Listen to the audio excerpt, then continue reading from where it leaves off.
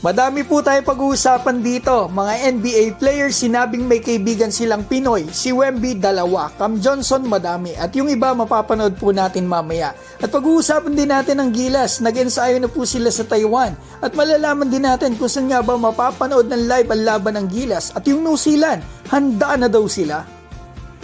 Una sa lahat mga kaibigan, magpapasalamat po muna ako dito sa Slam PH. Ito po yung interview nila sa mga NBA players. Ang tanong, what's the name of your Filipino friend and can they hoop? I know my best friend Nate, and Nate's Vietnamese, but not Filipino. Yes. You remember his name? Yeah, it was a girl. I remember her name, but I won't say it. No, it's not. Classmate. I had two classmates.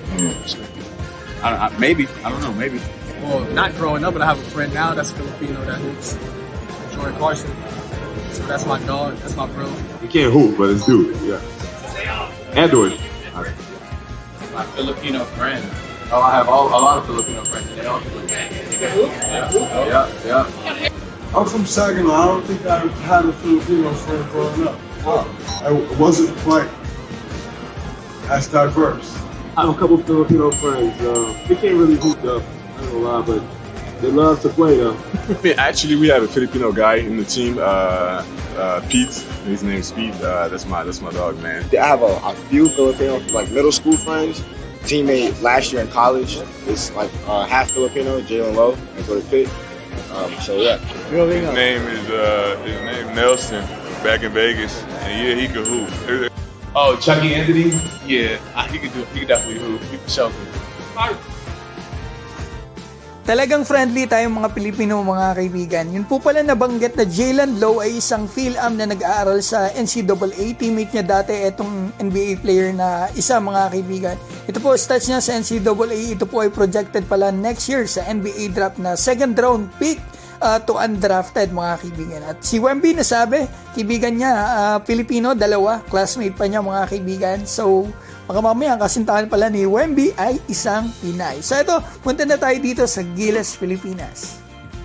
Nasa Taiwan na po ang ating national team at eto, nag-ensayo na po sila kanina. Ang laban po nila dito sa Taiwan ay sa February 20. Extra motivated po itong makakalaban natin kasi home court nila yung laban. Mas malakas ang lineup nila ngayon. May 7-footer pa. At eto, may reward pa na 1 million kapag tinalo po nila ang Gilas Pilipinas. Ang isa pa, magkakaroon sila ng chance makapasok sa Asia Cup pag tinalo nila ang Gilas Pilipinas. Para may idea po tayo kung saan mapapanood, eto, maraming salamat po sa One Sports.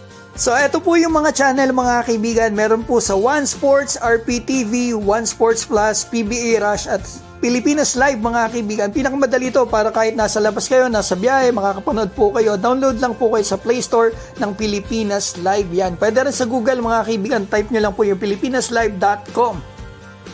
Ang susunod po na makakalaban ng Gilas after ng Taiwan ay eto nga po, New Zealand sa 23. Talagang gigil itong makabawi. Ito po yung post nila kanina lang sa Instagram, sa story nila, sa Tall Blacks. Yan mga kaibigan, nakikita natin, gigil talaga. We ready! Tingnan nyo yung emoji. At talagang mapapalaban po tayo dito mga kaibigan sa 23 na yan. Abangan po natin yan. Sana manalo tayo dito. Kahit alam ko medyo magiging mabigat yung laban natin sa kanila.